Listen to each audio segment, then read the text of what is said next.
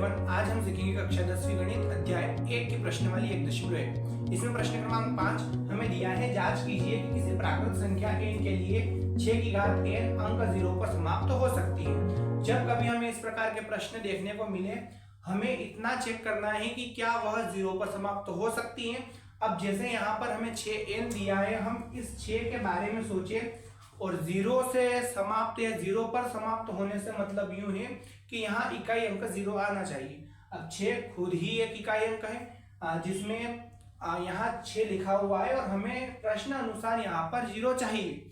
ऐसी कंडीशन तब संभव हो सकती है जब अगर हम इसके साथ 2 का गुणा करें तो 12 हो रहे हैं, हम इसके साथ 3 का गुणा करें तो 18 हो रहे हैं, हम इसके साथ 4 का गुणा करें तो 24 हो रहे हैं और हम इसी के साथ 5 का गुणा करें तो 30 हो रहे हैं। मतलब हम यूं कह सकते हैं कि इस 6 के साथ अगर 5 का गुणा करें तो कहीं ना कहीं इकाई अंक पर 0 आ रहा है। बाकी कंडीशन में 2 के साथ गुणा करने पर 2 आ रहा है, 3 के साथ गुणा करने पर 8 आ रहा है और 4 के साथ गुणा करने पर 4 आ रहा है। इस प्रकार के इकाई अंक हमें यहाँ मिल रहे हैं। तो हमें केवल और केवल इतना ध्यान रखना है कि अगर इस 6n के बारे में हमें पूछा जा रहा है तो हमारा एक अभाज्य गुणनखंड कम से कम 5 होगा।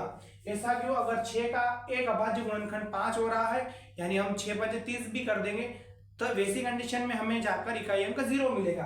तो हम यहाँ इस 6n के बारे में कुछ चीजें लिखेंगे। हमने यहाँ लिख दिया, हम जानते हैं कि 6 की घात n का अभाज्य गुणनखंड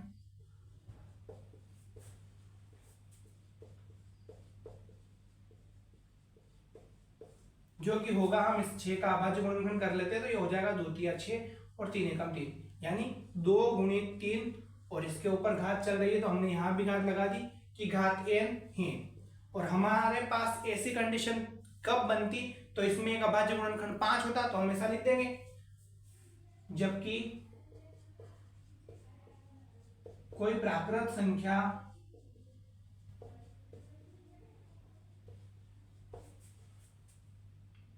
जो कि 0 पर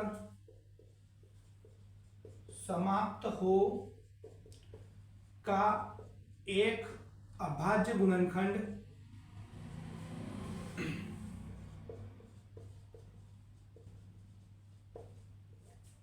पांच होना आवश्यक है।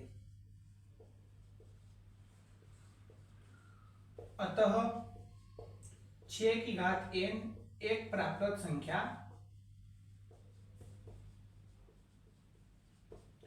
नहीं है।